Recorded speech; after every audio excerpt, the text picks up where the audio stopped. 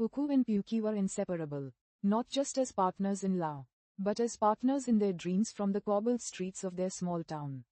They looked out at the world with matching sets of bright, ambitious eyes. Puku, with his boundless energy and audacious ideas, was the wind in their sails. Pyuki, thoughtful and meticulous, was the steady hand on the rudder. Their biggest dream was the Hearth and Haven, a unique community space, part cozy bookshop, part artisanal cafe, where stories could be shared over warm mugs of coffee and the scent of old paper.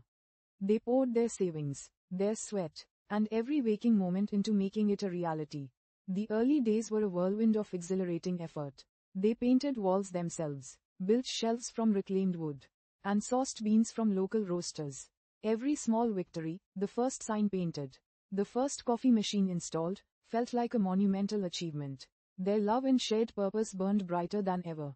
But life, as it often does, began to introduce them to the less romantic realities of building a dream.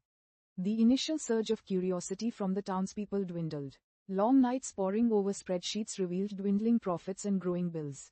Puku, usually so buoyant, started to feel the weight of every empty chair. The optimistic light in his eyes began to flicker. "It's not working, Pyuki," he confessed one evening, his voice heavy with defeat. Staring at the dimly lit cafe. "We're just burning through our savings. Maybe we were foolish to think we could do this." Pyuki, though equally tired, looked at him with unwavering belief. "We are not foolish, Puku. We are learning. This is just life's way of challenging our resolve." The challenges intensified. A larger chain coffee shop opened down the street, drawing away customers with its flashy promotions. A crucial piece of equipment broke down, costing them money they didn't have. Puku began to withdraw, his usual enthusiasm replaced by a quiet despair. He spent hours gazing blankly at the books, no longer seeing stories, but only the dust settling on unsold pages. "I think we should close," Puku finally said, the words tearing through his throat. "Before we lose everything, before we lose each other to this endless struggle." Pyuki didn't argue immediately. She sat beside him, gently taking his hand, her thumb tracing patterns on his knuckles. "Tell me, Puku," she began, her voice soft but clear. "When we first dreamt of the Hearth and Haven, what was the most important thing we imagined?" Quote, Puku shrugged. "Success. A thriving business." "No," Pyuki countered, shaking her head. "We imagined a place where people felt welcomed, where they could find comfort, where we could share our passions. Remember old Mrs. Henderson, who comes every Tuesday just to talk about her garden? Or little Timmy, who found his first adventure in our children's corner? We haven't failed them, Puku." She stood up and walked to a small, hand-painted sign they had created together, now tucked away behind the counter. It read, "More than just a cafe, a place to belong." "Life is teaching us," Pyuki continued, "that success isn't always measured by the biggest profit margins or the most crowded rooms. Sometimes, it's measured by the connections you make, the small moments of joy you create, and the resilience you find when everything tells you to quit." Her words were a balm to Puku's weary soul.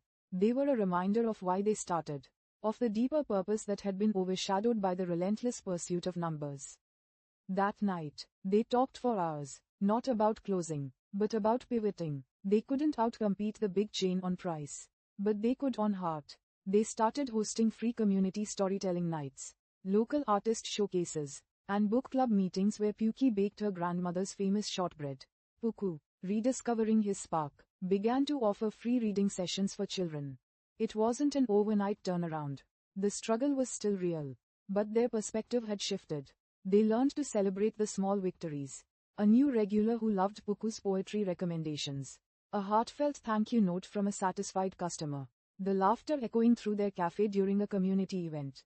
The Hearth and Haven never became a sprawling empire, but it became exactly what Puku and Pyuki had initially dreamed of. A warm, beating heart in their town. They learned that real success wasn't just about reaching a destination, but about the journey itself, the wisdom gained from setbacks, and the unwavering belief in the initial spark that ignited their dream. Puku, looking at the bustling cafe one sunny afternoon, saw not just customers, but a tapestry of lives woven together by the space they had created. He squeezed Pyuki's hand, a silent acknowledgement of the profound lessons life had taught them. They hadn't just built a business, they had built a life, rich with purpose, strengthened by resilience, and sustained by the enduring power of their shared dream and their love for each other. No matter what challenges life sent their way,